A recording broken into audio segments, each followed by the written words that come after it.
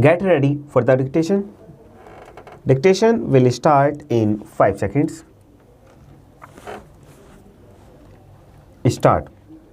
The trial court held that the plaintiff has prima facie established prior user of the mark Manikchand by itself and its predecessors. It observed that the question whether the assignments allied on from its predecessors by the plaintiff were genuine and are proved to be genuine was a question that could be decided at the trial, and at this prima facie stage there was no reason to discard those documents. The documents relied on by the plaintiff prima facie showed prior user after referring to some of the decisions brought to its notice. It held that the plaintiff has established a prima facie case for interim injunction. It was further found that the court that the balance of inconvenience was in favor of the grant of interim injunction in favor of the plaintiff, restraining the defendants from using the mark Manikchand till the final disposal of the suit.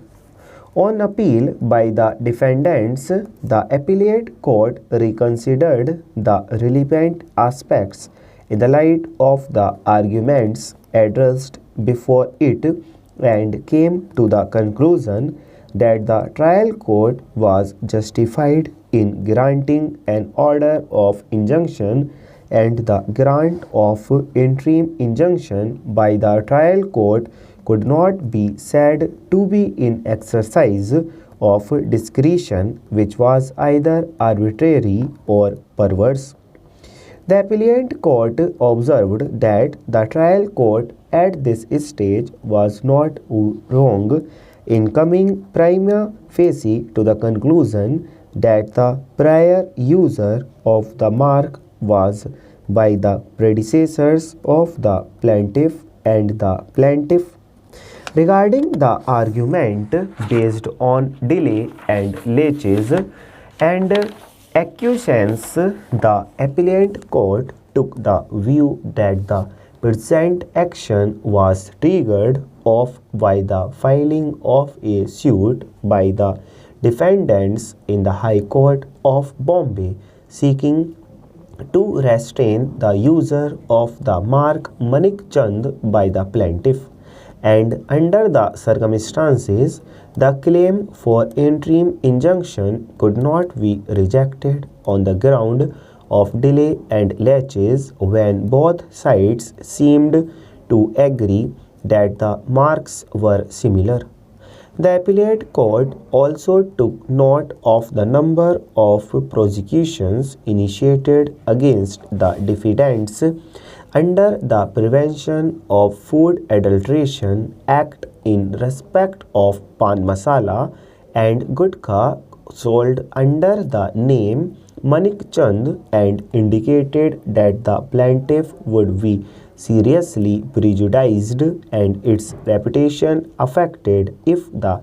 defendants are allowed to carry on their trade in these products under the name Manikchand.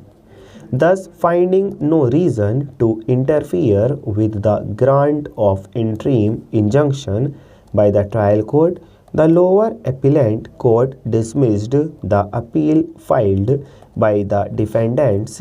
but directed the trial court to try and dispose of the suit within a period of 6 months from the date of receipt of a copy of its order. At this interlocutory stage, it would not be proper for this court to enter into an adjudication based on the various documents produced before this court, which are not of undoubted authenticity and the genuineness, acceptability and value of which are mutually questioned. Full stop.